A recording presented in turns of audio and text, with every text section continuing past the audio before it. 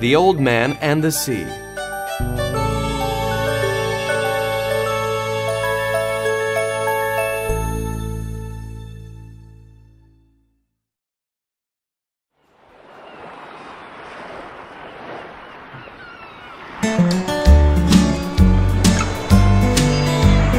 Chapter 1.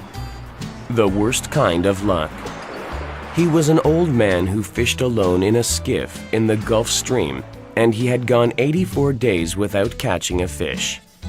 During the first 40 days without a fish, the boy's parents had told him that the old man was now definitely salau, the worst form of unlucky. The boy's parents had ordered him to go in another boat, which caught 3 good fish the first week. It made the boy sad to see the old man come back each day with his skiff empty. He always went down to help him carry the lines, or the gaff and harpoon, and the sail patched with flour sacks, so that when it was furled it looked like the flag of permanent defeat. The old man was thin and gaunt, with deep wrinkles on the back of his neck and deep scars on his hands from handling lines of heavy fish. The dark spots of the benign skin cancer that the tropical sun brings were on his cheeks. His scars were as old as forgotten memories. Everything about him was old except his eyes. They were the same color as the sea and were cheerful and undefeated. "Santiago," the boy said to him, "I could go with you again. We've made some money." The old man had taught the boy to fish, and the boy loved him. "No," the old man said. "You're with a lucky boat. Stay there." "But remember how you went 87 days without fish, and then we caught big ones every day for 3 weeks." "I remember," the old man said. "I know you did not leave me because you doubted." "It was Papa who made me leave. I am a boy and I must obey him." "I know," the old man said. "He hasn't much faith." "No, but we have, haven't we?" "Yes. Can I offer you a beer on the terrace, and then we'll take the stuff home?" "Why not?" the old man said. "Between fishermen."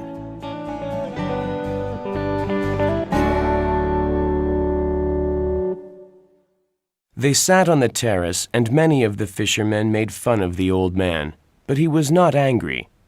The older fishermen looked at him and were sad, but they did not show it. The successful fishermen of that day had already butchered their marlin and carried them to the ice truck that would take them to the market in Havana. Those who had caught sharks had taken them to the shark factory on the other side of the cove. When the wind came from the east, a smell came from the shark factory. "Santiago," the boy said. "Yes," the old man said. He was thinking of many years ago.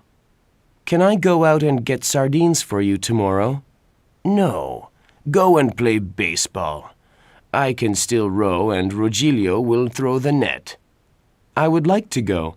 If I cannot fish with you, I would like to serve in some way." "You bought me a beer," the old man said. "You are already a man." "How old was I when you first took me in a boat?" 5, and you were nearly killed when I brought the fish in too green, and it nearly destroyed the boat. Can you remember? "I can remember the tail slapping and the noise of the clubbing." "Can you really remember that?"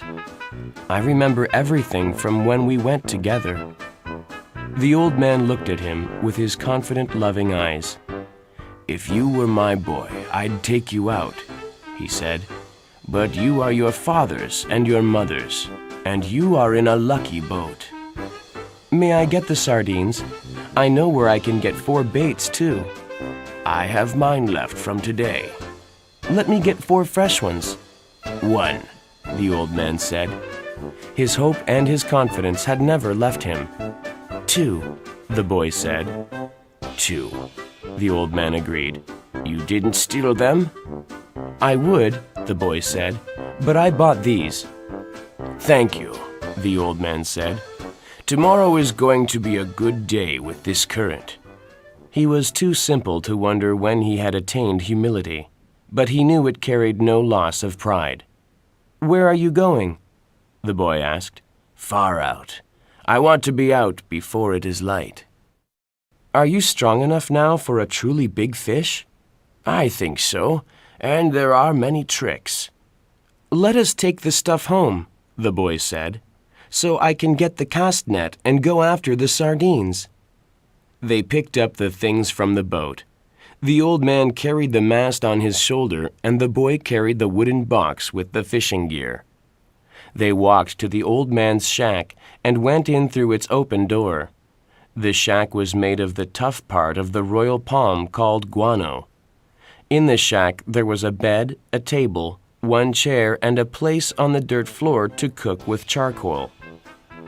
On the brown walls there was a color picture of the Sacred Heart of Jesus and another of the Virgin of Cobra, both relics of his wife. Once there had been a photograph of his wife on the wall, but he had taken it down because it had made him lonely. Now it was on the shelf in the corner under his clean shirt. "What do you have to eat?"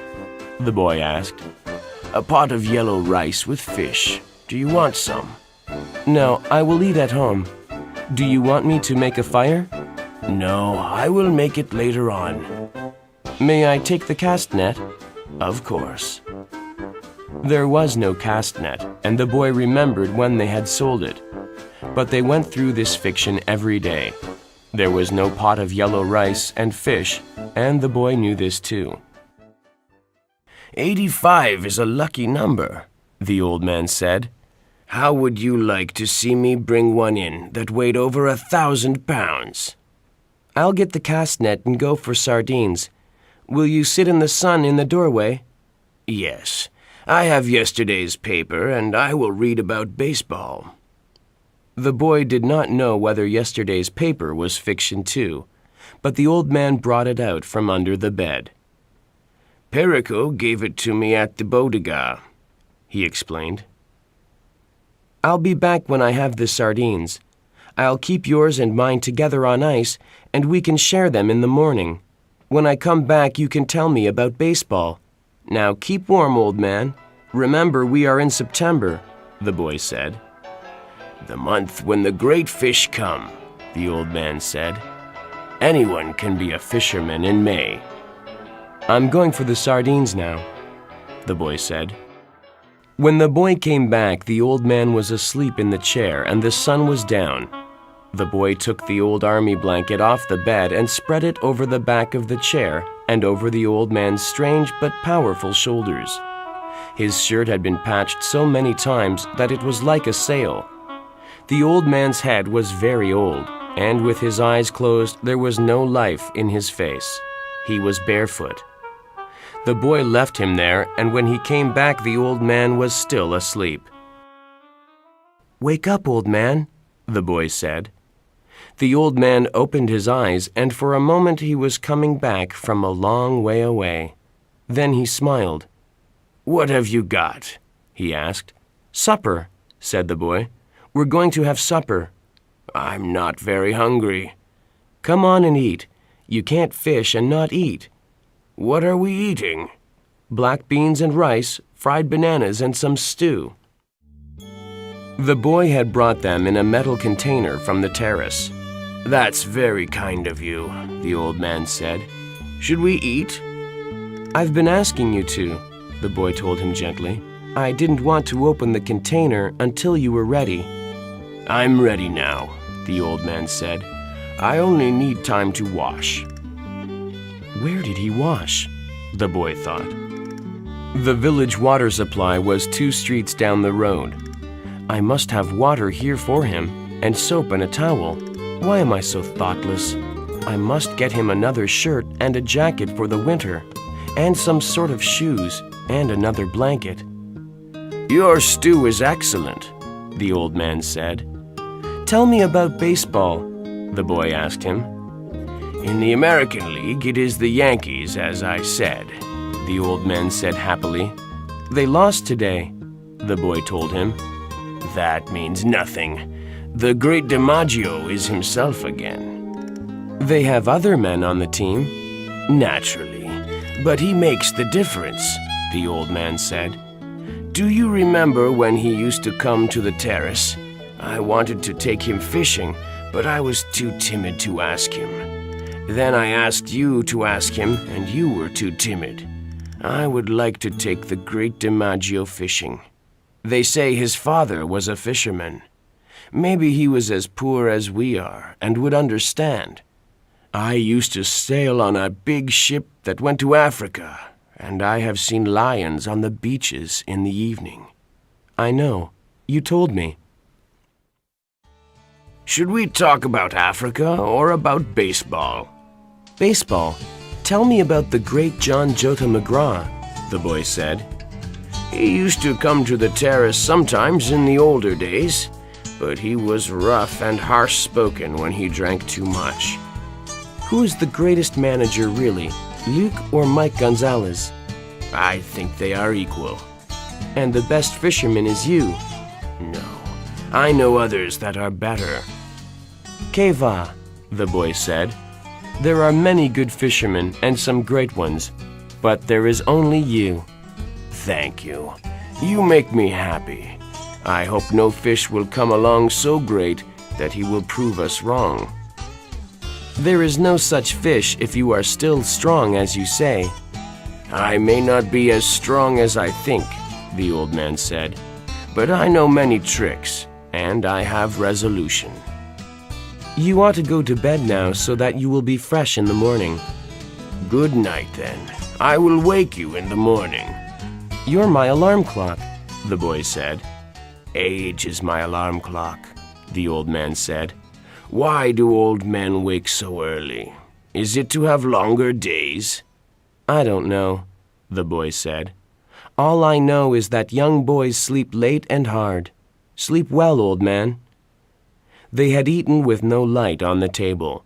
The old man rolled his trousers up to make a pillow, putting the newspaper inside them. He rolled himself in the blanket and slept on the other old newspapers that covered the springs of the bed.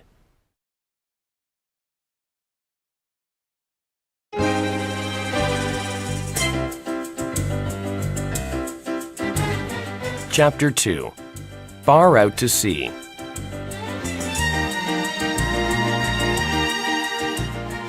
The old man dreamed of Africa when he was a boy and the long golden beaches. He lived along that coast now every night, and in his dreams he heard the surf roar and saw the native boats come riding through it. As he slept, he smelled the smell of Africa that the land breeze brought in the morning. He no longer dreamed of storms, nor of women, nor of great events, nor of great fish, nor fights, nor contests of strength, nor of his wife. Now he only dreamed of places and of the lions on the beach. They played like young cats in the dusk, and he loved them as he loved the boy. He never dreamed about the boy.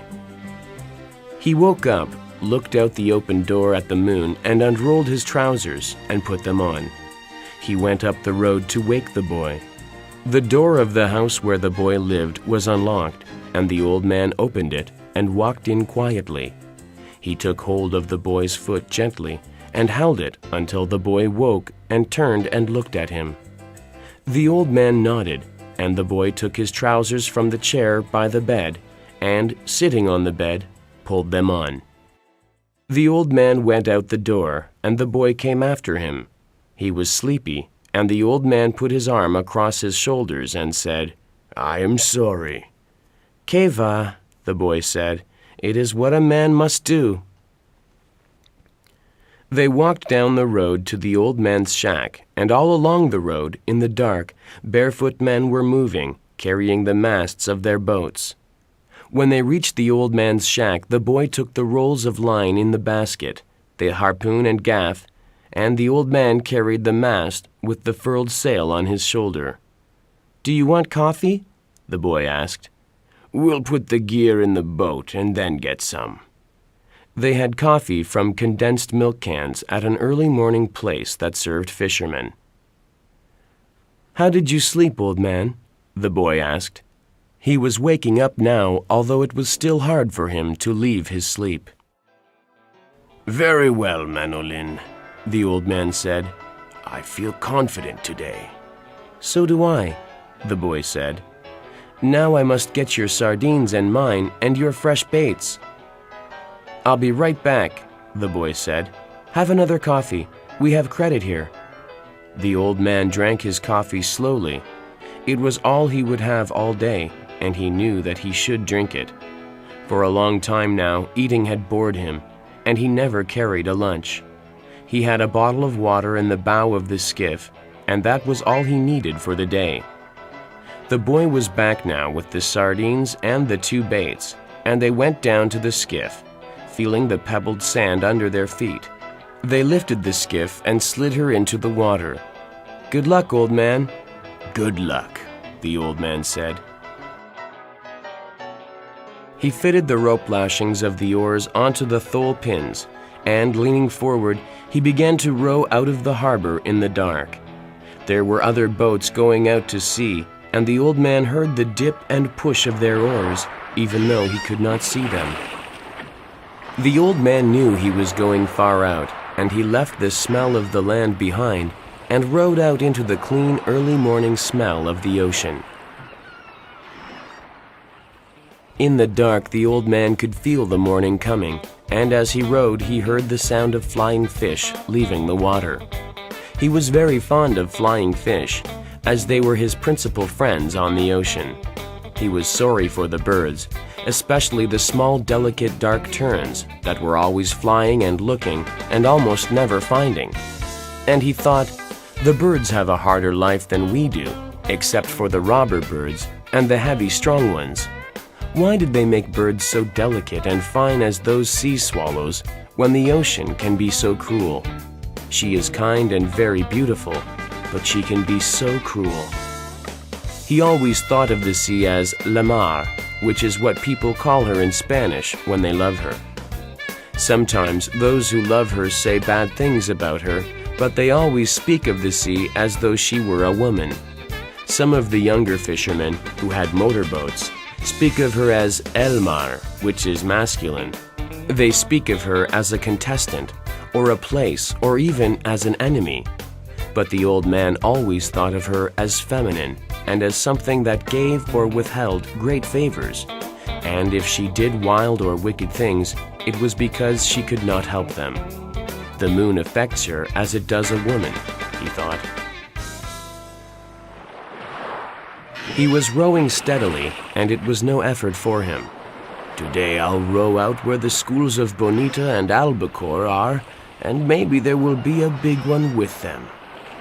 Before it was really light, he had his 4 baits out at different depths, and he was drifting with the current. There was no part of the hook that a great fish could feel which was not sweet-smelling and good-tasting. The boy had given him 2 small fresh tunas which hung on the 2 deepest lines, and on the others he had a big blue runner and a yellow jack. Each line was as thick as a big pencil and was looped onto a stick so that any pull or touch on the bait would make the stick dip. Now the old man rowed gently to keep the lines straight and at their proper depths. The sun rose thinly from the sea, and the old man could see the other boats, low on the water and well in toward the shore. He looked down into the water and watched the lines that went straight down into the dark water. He kept them straighter than any other fisherman. I keep them with precision, he thought. Only I have no luck anymore. But who knows? Maybe today. Every day is a new day. It is better to be lucky, but I would rather be exact. Then, when luck comes, you are ready.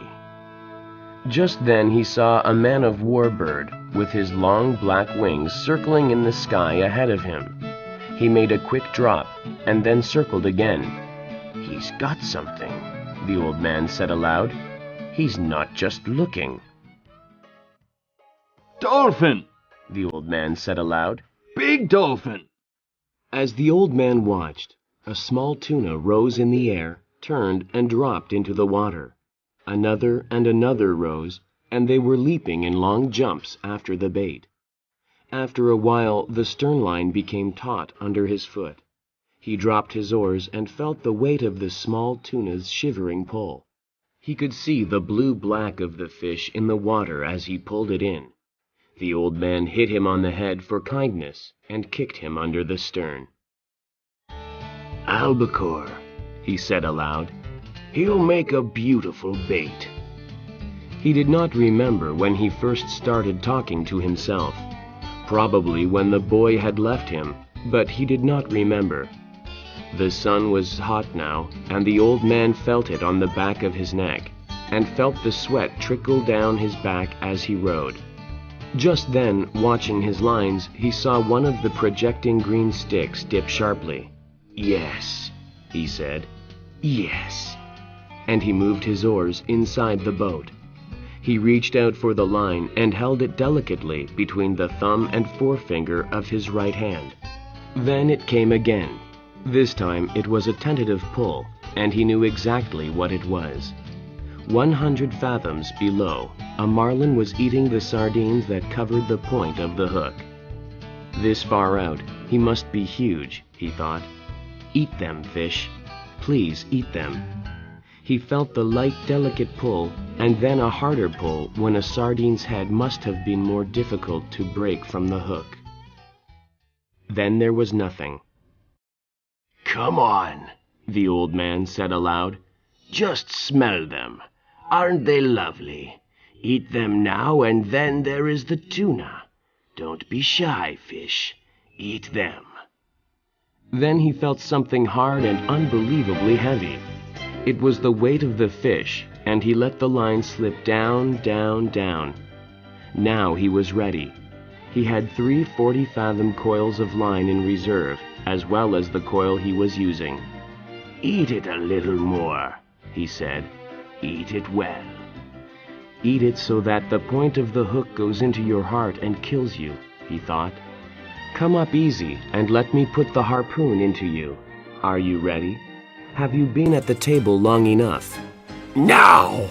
he said aloud, and struck hard with both hands, gained a yard of line, and then struck again and again, swinging with all the strength of his arms and the weight of his body.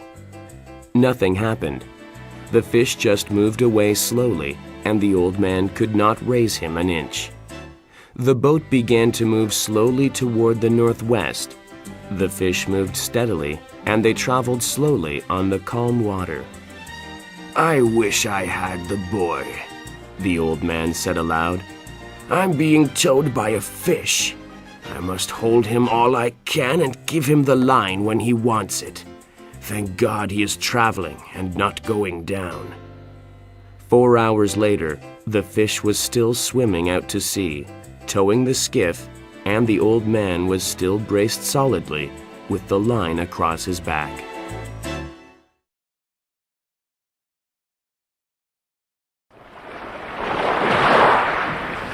Chapter 3. The Battle Begins. He looked behind him and saw that no land was visible. That makes no difference, he thought. I can always come in on the glow from Havana. Maybe he will come up before sunset or with the moon. I have no cramps and I feel strong. It is he that has the hook in his mouth. But what a fish to pull like that. I wish I could see him only once to know what I have against me.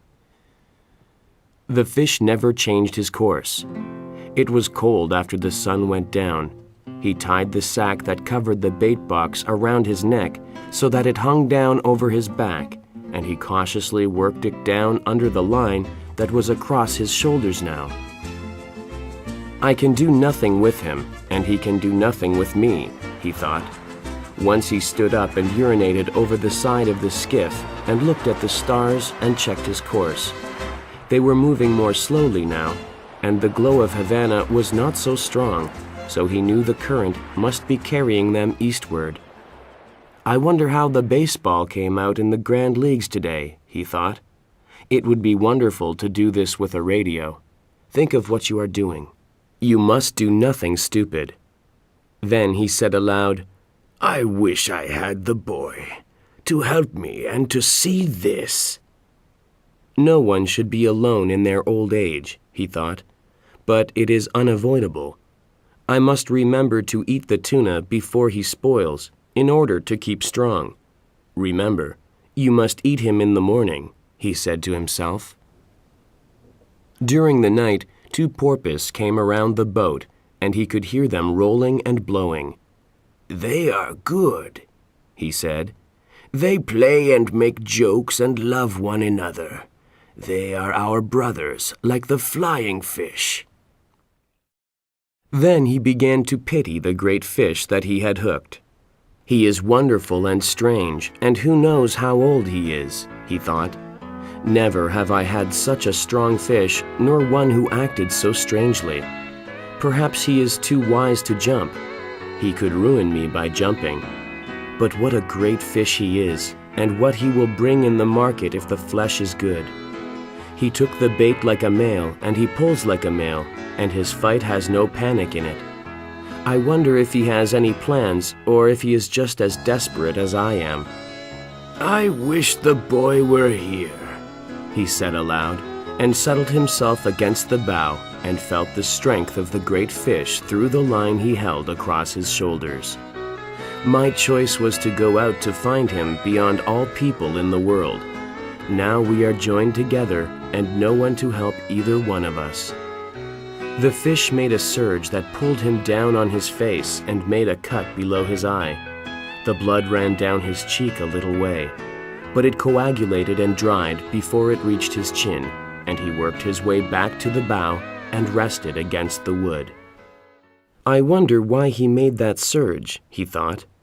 The wire must have slipped on the great hill of his back.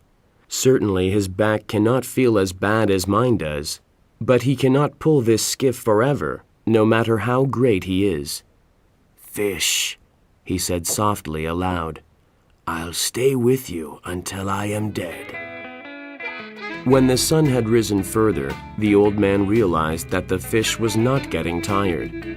There was only one favorable sign. The slant of the line showed he was swimming at a lesser depth. That did not mean that he would jump, but he might. God, let him jump, the old man said. I have enough line to handle him. Fish, he said, I love you and respect you very much, but I will kill you dead before this day ends.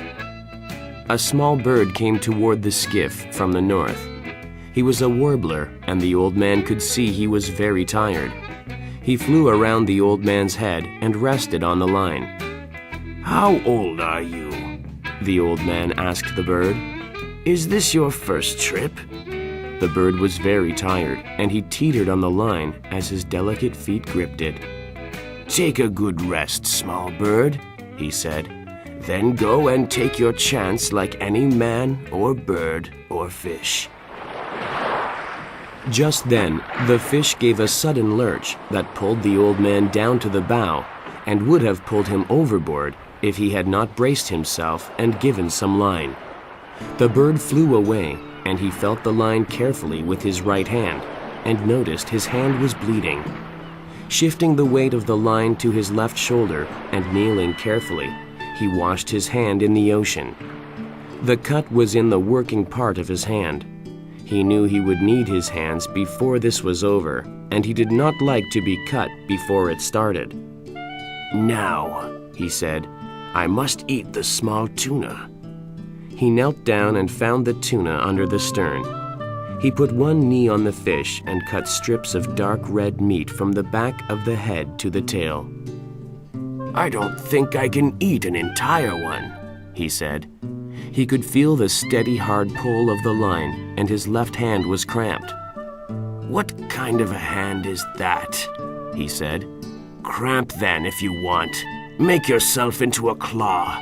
It will do you no good. He picked up a piece of tuna and put it in his mouth and chewed it slowly. It was not unpleasant. How do you feel, hand? He asked the cramped hand that was almost as stiff as rigor mortis. I'll eat some more for you. I wish I could feed the fish, he thought. He is my brother, but I must kill him and keep strong to do it. Slowly, he ate all the strips of fish. God help me to have the cramp go, he said, because I do not know what the fish is going to do. What is his plan, he thought, and what is mine? His left hand was still cramped, but he was unknotting it slowly. I hate cramps, he thought. It is a treachery of one's own body. Then, with his right hand, he felt the difference in the pull of the line. He's coming up, he said. Come on, hand. Please come on. The line rose slowly and steadily, and then the surface of the ocean bulged ahead of the boat, and the fish came out. He came out unendingly, and water poured from his sides. He was bright in the sun, and his head and his sides were wide and colored a light lavender. His sword was as long as a baseball bat and tapered like a rapier, and he rose his full length from the water and then re-entered it smoothly, like a diver, and the old man saw the great scythe blade of his tail go under, and the line started to race out. He is 2 feet longer than the skiff, the old man said. He was trying with both hands to keep the line just inside of breaking strength. He knew that if he could not slow the fish with a steady pressure, the fish could take out all the line and break it. He is a great fish, but I must convince him that he is no match for me, he thought. I must never let him learn his strength, nor what he could do if he made his run. The old man had seen many great fish. He had seen many that weighed more than 1,000 pounds, and he had caught 2 of that size in his life, but never alone. Now alone, and out of sight of land, he was tied fast to the biggest fish that he had ever seen, and bigger than he had ever heard of, and his left hand was still cramped. I wonder why he jumped, the old man thought. He jumped almost as though to show me how big he was. I wish I could show him what sort of man I am, but then he would see the cramped hand. At noon, the old man's left hand was uncramped. He was comfortable but suffering, although he did not admit the suffering at all. I am not religious, he said, but I will say 10 Our Fathers and 10 Hail Marys so that I can catch this fish. And I promise to make a pilgrimage to the Virgin Cobra if I catch him. Christ, I did not know he was so big. I'll kill him, though, he said, in all his greatness. Although it is unjust, he thought, but I will show him what a man can do and what a man endures. I told the boy I was a strange old man, he said. Now is when I must prove it. The 1,000 times that he had proved it meant nothing. Now he was proving it again. If you're not tired, fish, he said aloud, you must be very strange. He felt very tired now, and he tried to think of other things. He thought of the big leagues, and he knew the Yankees of New York were playing the Tigers of Detroit. This is the second day that I do not know the result of the Juegos, he thought. But I must have confidence, and I must be worthy of the great DiMaggio, who does all things perfectly. Do you believe the great DiMaggio would stay with a fish as long as I will stay with this one? He thought. I am sure he would, and more, since he is young and strong. Also, his father was a fisherman.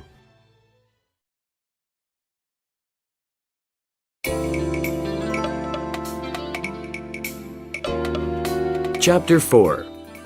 Uneven Fight. As the sun set, to give himself more confidence, he remembered the time in the tavern at Casablanca when he had played the hand game with the great Negro from Cienfuegos, who was the strongest man on the docks. They had gone one day and one night with their elbows on a chalk line on the table. Each one was trying to force the other's hand down onto the table. They changed the referee every 4 hours so that the referees could sleep. The odds would change back and forth all night. Once the Negro had the old man, who was not an old man then, but was Santiago el Campeon, nearly 3 inches off balance. But the old man had raised his hand again. He was sure then that he had the Negro, who was a fine man and a great athlete, beaten. And at daylight he had forced the hand of the Negro down and down until it rested on the table. The match had started on a Sunday morning and ended on a Monday morning. For a long time, everyone had called him the champion. After that, he had a few matches and then no more. He decided that he could beat anyone if he wanted to badly enough, and he decided that it was bad for his right hand for fishing. Just before it was dark, as they passed a great island of sargasso weed, his small line was taken by a dolphin. He saw it first when it jumped in the air, bending and flapping wildly. When it was at the stern, the old man leaned over and lifted the burnished gold fish with its purple spots over the stern. Its jaws were working convulsively in quick bites against the hook. It pounded the bottom of the skiff with its long flat body, its tail and its head until he clubbed it. Then it shivered and was still. The old man watched the sun go into the ocean and the slant of the big cord. "He hasn't changed at all," he said. But watching the movement of the water against his hand, he noted that it was a bit slower. "I'll lash the 2 oars together across the stern, and that will slow him in the night," he said. "He's good for the night, and so am I." "I'm learning how to do it," he thought. "This part of it anyway. Then, too, remember he hasn't eaten since he took the bait, and he is huge and needs much food. I have eaten the whole bonito. Tomorrow I will eat the dolphin." "How do you feel, fish?" he asked aloud. "I feel good, and my left hand is better, and I have food for a night and a day. Pull the boat, fish." He did not truly feel good because the pain from the cord across his back had almost passed pain and gone into a dullness that worried him. "But I have had worse things than that," he thought. "My hand is only cut a little, and the cramp is gone from the other. My legs are all right." It was dark now, as it becomes dark quickly after the sun sets in September. The first stars were out. He did not know the name of Regal, but he saw it and knew that soon they would all be out, and he would have all his distant friends. "The fish is my friend too," he said aloud. "I have never seen nor heard of such a fish, but I must kill him. I am glad we do not have to try to kill the stars." Then he was sorry for the great fish that had nothing to eat, and his determination to kill him never relaxed in his sorrow for him. How many people will he feed, he thought. But are they worthy to eat him? No, of course not. There is no one worthy of eating a fish with such great dignity. The old man rested for what he believed to be 2 hours. The moon did not rise until late now, and he had no way of judging the time. He was still bearing the pull of the fish across his shoulders. "But you have not slept yet, old man. It is half a day and a night, and now another day, and you have not slept," he said aloud. "I must devise a way so that you sleep a little if he is quiet and steady. If you do not sleep, you might become unclear in the head." "I could go without sleeping," he told himself, "but it would be too dangerous." He worked his way back to the stern.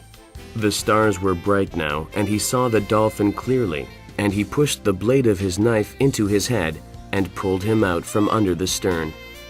The dolphin was cold and gray-white now in the starlight, and the old man skinned one side of him while he held his right foot on the fish's head.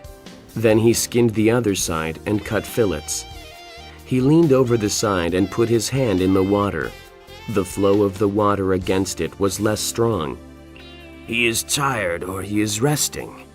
Now let me eat this dolphin and get some rest and a little sleep." Under the stars he ate half of one of the dolphin fillets. "What an excellent fish dolphin is to eat cooked," he said. And what a miserable fish raw. I will never go in a boat again without salt or limes." The sky was clouding over to the east, and one after another the stars he knew were gone. It looked now as though he were moving into a great canyon of clouds, and the wind had dropped. "There will be bad weather in 3 or 4 days," he said, "but not tonight or tomorrow.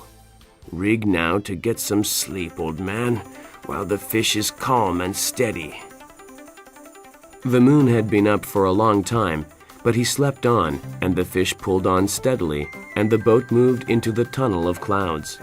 He woke with the jerk of his right fist coming up against his face, and the line burning out through his right hand.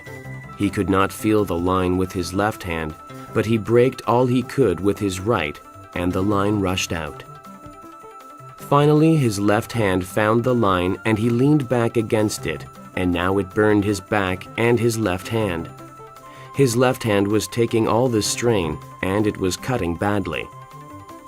Just then the fish jumped, making a great bursting of the ocean, and then a heavy fall.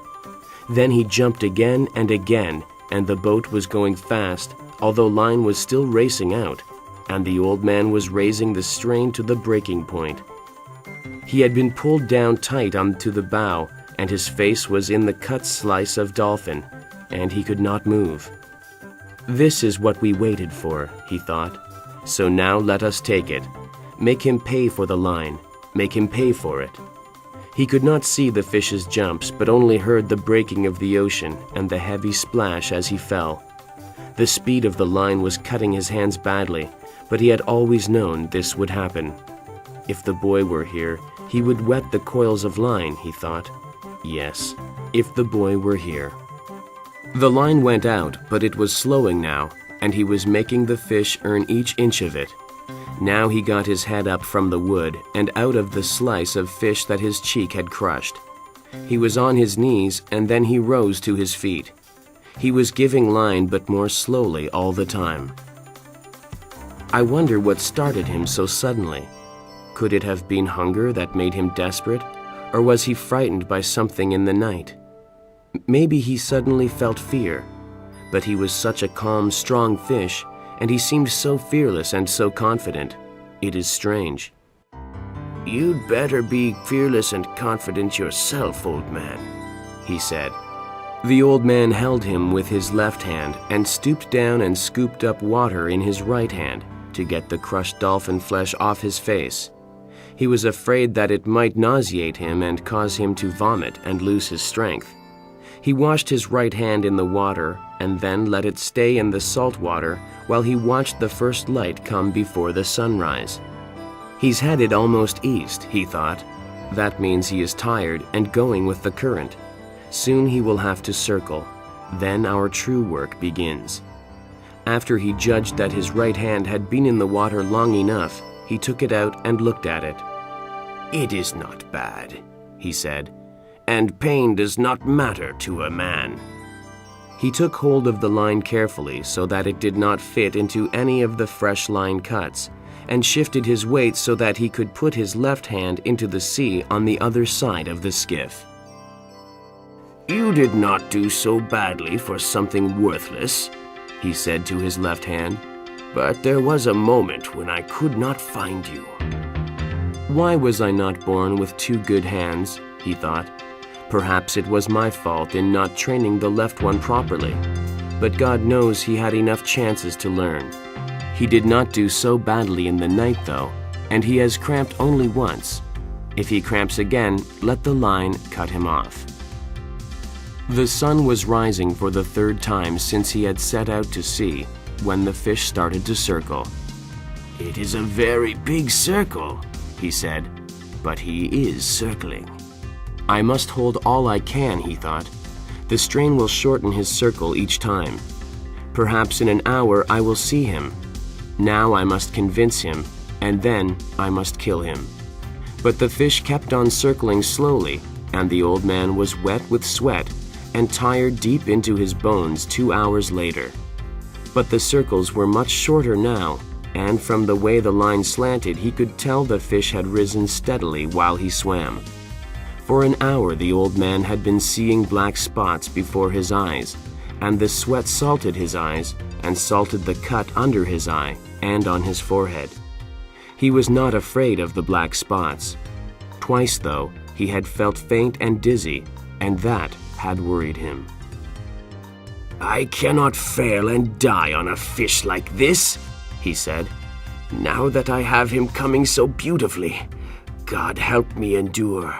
I'll say 100 Our Fathers and 100 Hail Marys, but I cannot say them now." Consider them said, he thought. I'll say them later. Just then he felt a sudden banging and jerking on the line he held with his two hands. It was sharp and heavy. He is hitting the wire with his sword, he thought. He may jump, and I would rather he circled now. The jumps were necessary for him to take air, but after that each jump can widen the opening of the hook wound, and he can throw the hook. "Don't jump, fish," he said. "Don't jump." The fish hit the wire several times more, and each time the old man gave up a little line. After a while the fish stopped beating at the wire and started circling slowly again. The old man was gaining line steadily now, but he felt faint again. He lifted some seawater with his left hand and put it on his head. Then he put more on and rubbed the back of his neck. "I have no cramps," he said. "He'll be up soon and I can last. You have to last. Don't even speak of it." He kneeled against the bow and for a moment slipped the line over his back again. I'll rest now while he circles and then stand up and work on him when he comes in, he decided. I'm more tired than I have ever been, he thought, and now the trade wind is rising. But that will be good to take him in with. The sea had risen considerably, but it was a fair weather breeze, and he had to have it to get home. "I'll just steer south and west," he said. "A man is never lost at sea, and it is a long island." It was on the third turn that he saw the fish for the first time. He saw him first as a dark shadow that took so long to pass under the boat that he could not believe its length. "No," he said. "He can't be that big." But he was that big, and at the end of this circle he came to the surface only 30 yards away, and the man saw his tail out of the water. It was higher than a big scythe blade, and a very pale lavender above the dark blue water. As the fish swam just below the surface, the old man could see his huge bulk and purple stripes. His dorsal fin was down and his huge pectorals were spread wide. Then the old man could see the fish's eye. The old man was sweating now, but from something else besides the sun. On each placid turn the fish made, he was gaining line, and he was sure that in 2 turns he would have a chance to get the harpoon in. But I must get him close, close, close, he thought. I mustn't try for the head. I must get the heart. "Be calm and strong, old man," he said. The fish was coming in on his circle now, calm and beautiful, with only his great tail moving. The old man pulled on him to bring him closer. For just a moment the fish turned a little on his side. Then he straightened himself and began another circle. "I moved him," the old man said. "I moved him then." He felt faint again, but he held on to the great fish with all his strength. I moved him, he thought. Maybe this time I can get him over. Pull, hands, he thought. Hold up, legs. Last for me, head. Last for me. You never went. This time I'll pull him over. But when he put forth all of his effort, the fish righted himself and swam away. "Fish," the old man said. "Fish, you are going to have to die anyway. Do you have to kill me too?" That way nothing is accomplished, he thought. His mouth was too dry to speak, but he could not reach for the water now. I must get him alongside this time, he thought. I am not good for many more turns. Yes, you are, he told himself. You're good forever. On the next turn, he nearly had him. But again the fish righted himself and swam away slowly. "You are killing me, fish," the old man thought, "but you have a right to. Never have I seen a greater or more beautiful or a calmer or more noble thing than you, brother. Come on and kill me. I do not care who kills who. Now you are getting confused in the head," he thought. "You must keep your head clear and know how to suffer like a man or a fish." "Clear up, head," he said in a voice he could hardly hear. "Clear up." He tried it once more, and he felt himself going when he turned the fish. The fish righted himself and swam off again slowly with the great tail moving in the air. "I'll try it again," the old man promised, although his hands were mushy now, and he could only see well in flashes.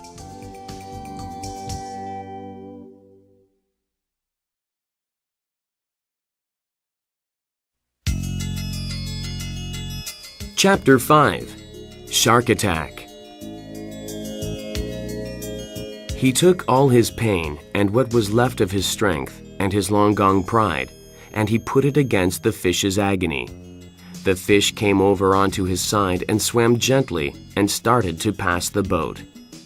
The old man dropped the line and put his foot on it and lifted the harpoon as high as he could and drove it down with all his strength into the fish's side just behind the great chest fin. He felt the iron go in and he leaned on it and drove it further and then pushed all his weight after it. Then the fish came alive with his death in him and rose high out of the water, showing all his great length and width and all his power and his beauty. He seemed to hang in the air above the old man in the skiff. Then he fell into the water with a crash. The old man felt faint and sick, and he could not see well, but he cleared the harpoon line and let it run slowly through his raw hands, and when he could see, he saw the fish was on his back with his silver belly up. The shaft of the harpoon was projecting at an angle from the fish's shoulder, and the sea was red with the blood from his heart. The fish was silvery and still and floated with the waves. The old man laid his head on his hands. "Keep my head clear," he said. "I am a tired old man, but I have killed this fish which is my brother, and now I must do the slave work. Now I must prepare the rope to tie him alongside the skiff," he thought. "This skiff will never hold him." He started to pull the fish in to have him alongside the skiff. "I want to see him," he thought, "and to touch and to feel him. He is my fortune," he thought. "But that is not why I wish to feel him. I think I felt his heart when I pushed on the harpoon the second time. Bring him in now and get the noose around his tail and another around his middle to tie him to the skiff." "Get to work, old man," he said. He took a very small drink of water. "There is much slave work to do now that the fight is over." He looked up at the sky and then out to his fish. "Come on, fish," he said. But the fish did not come. Instead, he lay there, and the old man pulled the skiff up to him. When the fish's head was against the bow, he could not believe his size. "It was the only way to kill him," the old man said. He was feeling better, and his head was clear. "He's over 1,500 pounds, he thought, maybe much more. "I think the great DiMaggio would be proud of me today." He fastened the fish to the bow, to the stern, and to the middle thwart. He was so big it was like lashing a much bigger skiff alongside. He could see the fish, and he had only to look at his hands and feel his back against the stern to know that this had truly happened and was not a dream. They were sailing together, lashed side by side, and the old man thought, "Let him bring me in if it pleases him. I am only better than him through trickery, and he meant me no harm." It was an hour before the first shark hit him. The shark had come up from deep down in the water as the dark cloud of blood had settled and dispersed in the mile-deep sea. He had come up so fast that he broke the surface of the blue water and was in the sun. Then he fell back into the sea and picked up the scent and started following the skiff and the fish. Sometimes he lost the scent, but he would pick it up again and he swam fast and hard. He was a very big mako shark built to swim as fast as the fastest fish in the sea, and everything about him was beautiful except his jaws. His back was as blue as a swordfish's, and his belly was silver, and his hide was smooth and handsome. Inside the closed double lip of his jaws, all of his 8 rows of teeth were slanted inwards. They were not the ordinary pyramid-shaped teeth of most sharks. They were shaped like a man's fingers when they are curled like claws. They were nearly as long as the fingers of the old man, and they had razor-sharp cutting edges on both sides. When the old man saw him coming, he knew that this was a shark that had no fear at all and would do exactly what he wished. He prepared the harpoon and the rope while he watched the shark come forward. The old man's head was clear and good now, and he was full of resolution, but he had little hope. It was too good to last, he thought. It might as well have been a dream. I cannot keep him from hitting me, but maybe I can get him. Dentuso, he thought. Bad luck to your mother. When the shark hit the fish, the old man saw his mouth open and his strange eyes. He heard the clicking sound of the teeth as he tore into the meat just above the tail. He rammed the harpoon down into the shark's head and into his brain. He hit it with his bloody hands, driving the harpoon with all his strength. He hit it without hope, but with resolution and complete malignancy. The shark swung over, and the old man saw his eye was not alive. The old man knew that he was dead, but the shark would not accept it. It plowed over the water as a speedboat does. Then he lay quietly for a little while and went down very slowly. "He took about 40 pounds and my harpoon," the old man said. He did not like to look at the fish anymore, since he had been mutilated. When the fish had been hit, it was as though he himself were hit. It was too good to last, he thought. I wish it had been a dream now, and that I had never hooked the fish, and was alone in bed on the newspapers. "But man is not made for defeat," he said. "A man can be destroyed, but not defeated." I am sorry that I killed the fish, though, he thought. Now the bad time is coming, and I do not even have the harpoon. "Don't think, old man," he said aloud. "Sail on and take it when it comes." He knew quite well the pattern of what could happen when he reached the inner part of the current, but there was nothing to be done now. "Yes, there is," he said aloud. "I can lash my knife to the butt of one of the oars." So he did that. "Now I am still an old man, but I am not unarmed." He watched only the forward part of the fish, and some of his hope returned. It is silly not to hope, he thought. Besides, I believe it is a sin. Do not think about sin. There are enough problems now without sin. I have no understanding of it, and I am not sure that I believe in it. Perhaps it was a sin to kill the fish. I suppose it was, though I did it to keep me alive and feed many people. But then everything is a sin. Do not think about sin.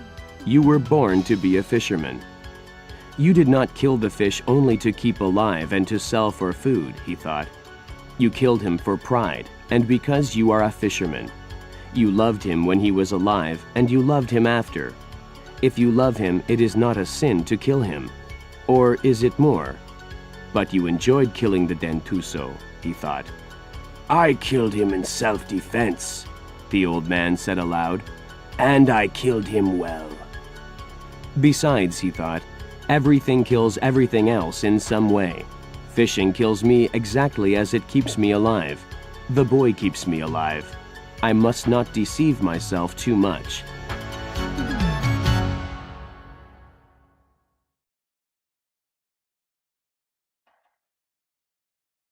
Chapter 6. The Final Battle. He had been sailing for 2 hours when he saw the first of the 2 sharks. Galanos, he said aloud. He took up the oar with the knife lashed to it.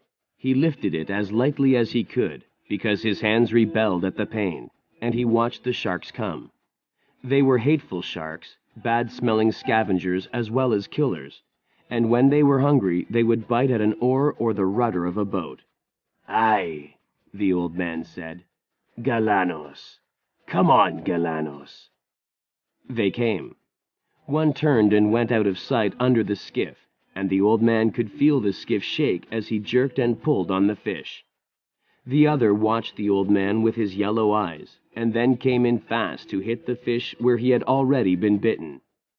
A line showed clearly on the top of his brown head, and back, where the brain joined the spinal cord, and the old man drove the knife on the oar into the brain, withdrew it, and drove it in again into the shark's yellow cat-like eyes.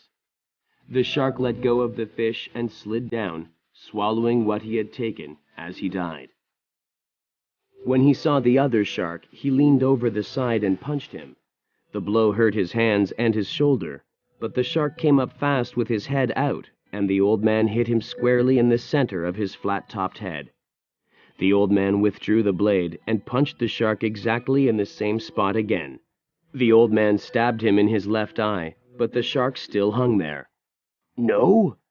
The old man said, and he drove the blade between the vertebrae and the brain, and he felt the cartilage break. Go on, Galano. Slide down mile deep. Go and see your friend, or maybe it's your mother. The old man wiped the blade of his knife and laid down the oar. Then he brought the skiff onto her course. They must have taken a quarter of him, and of the best meat, he said aloud.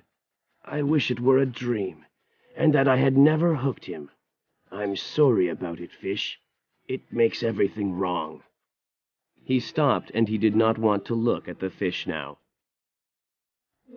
I shouldn't have gone out so far, fish, he said. Neither for you nor for me. I'm sorry, fish. God knows how much that last one took, he continued. But she's much lighter now. He did not want to think of the mutilated underside of the fish. He was a fish to keep a man all winter, he thought. Don't think of that. Just rest and try to get your hands in shape to defend what is left of him. The next shark that came was a single shovel-nose. He came like a pig to the trough if a pig had a mouth so wide that you could put your head in it. The old man let him hit the fish and then drove the knife on the oar down into his brain. But the shark jerked backwards as he rolled, and the knife blade snapped. The old man did not even watch the big shark sinking slowly in the water. I have the gaff now, he said, but it will do no good. I have the 2 oars and the tiller and the short club. Now they have beaten me, he thought. I am too old to club sharks to death, but I will try it as long as I have the oars and the short club and the tiller. It was getting late in the afternoon, and he saw nothing but the sea and the sky. You're tired, old man, he said. You're tired inside. The sharks did not hit him again until just before sunset. He blocked the tiller and reached under the stern for the club. It was an oar handle from a broken oar. The 2 sharks closed together, and as he saw the one nearest him open his jaws and sink them into the silver side of the fish, he raised the club high and brought it down heavy on the top of the shark's broad head. He struck the shark once more hard across the point of the nose as he slid down from the fish. The other shark now came in again with his jaws wide.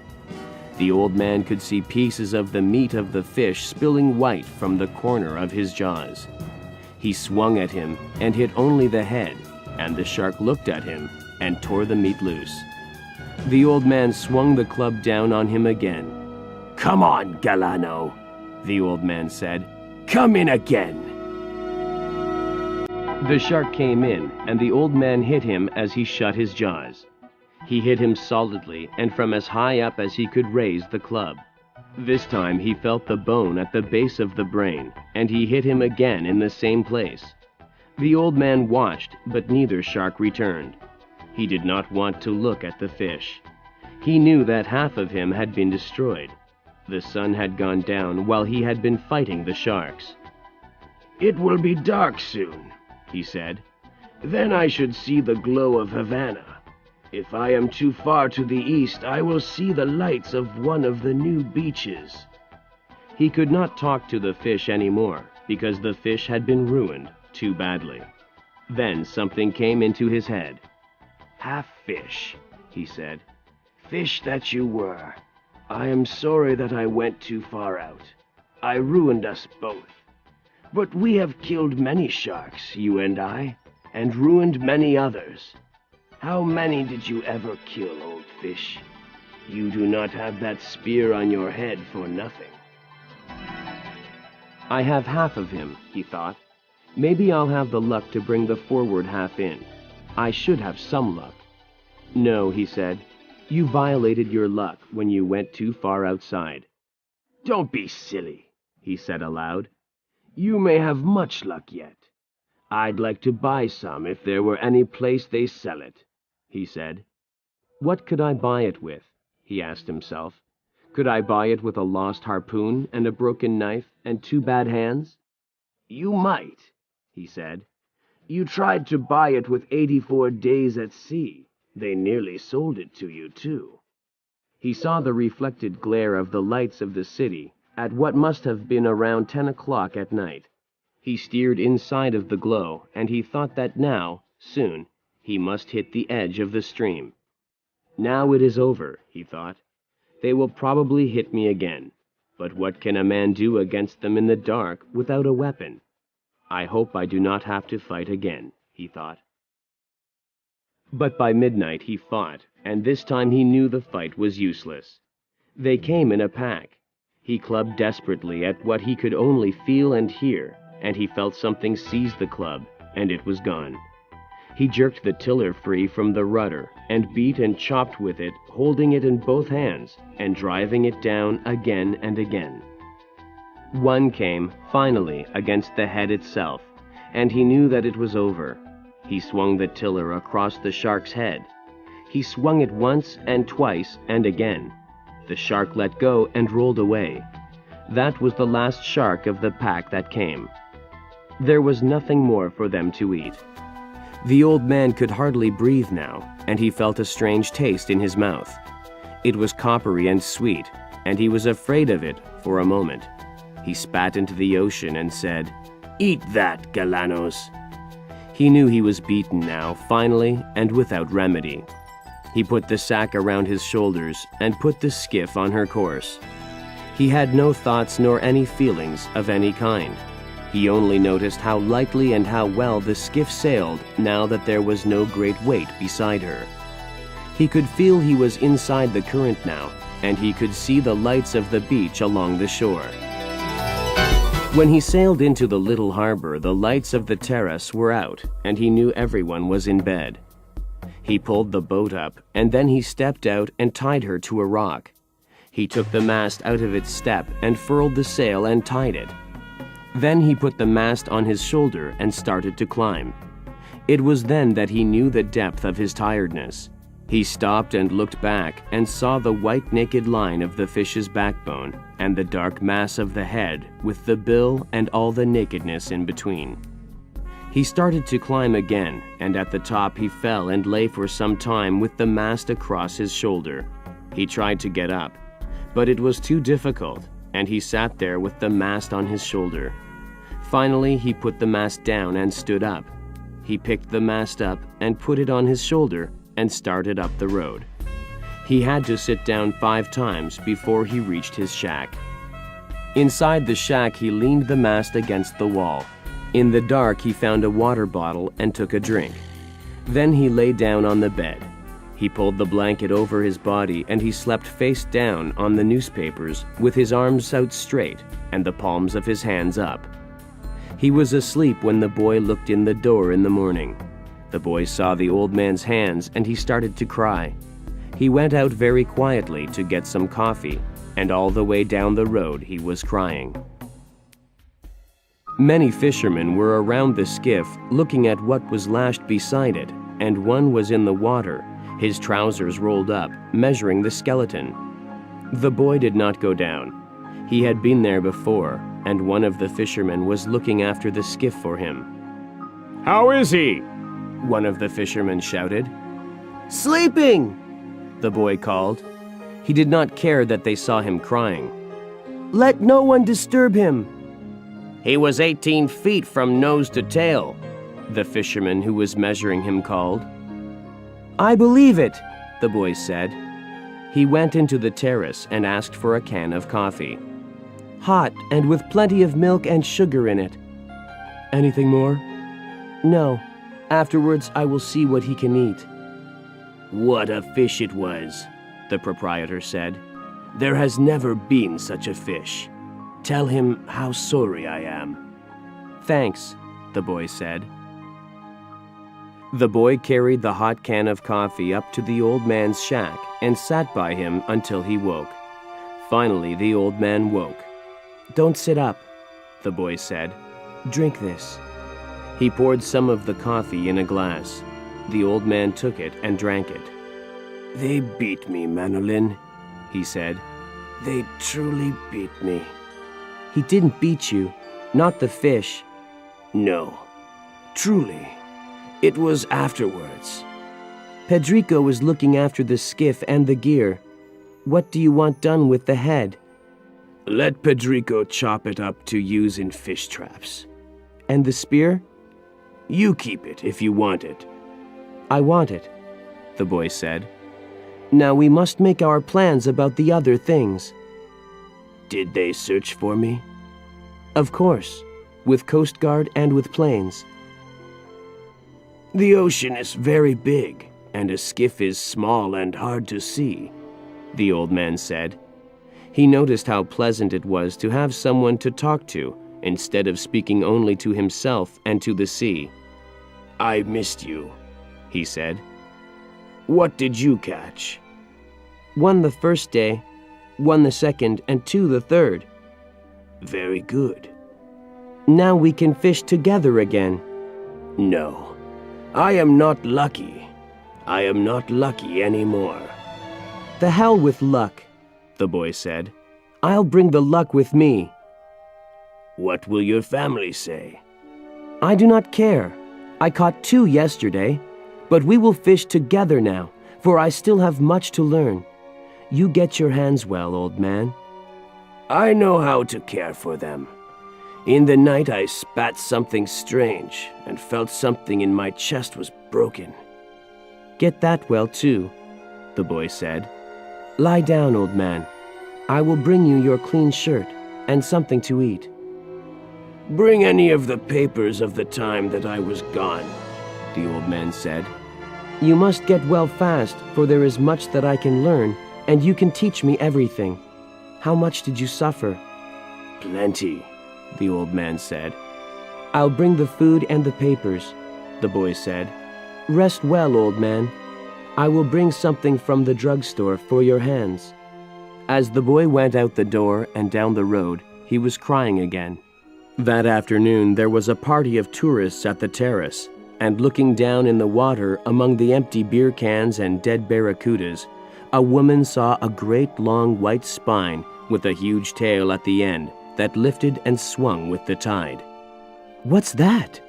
she asked a waiter, and pointed to the long backbone of the great fish that was now just garbage waiting to go out with the tide. "Tiburon," the waiter said. "A shark." He wanted to explain what had happened. "I didn't know sharks had such handsome, beautifully formed tails." "I didn't either," her male companion said. Up the road, in his shack, the old man was sleeping again. He was still sleeping on his face, and the boy was sitting by him, watching him. The old man was dreaming about the lions.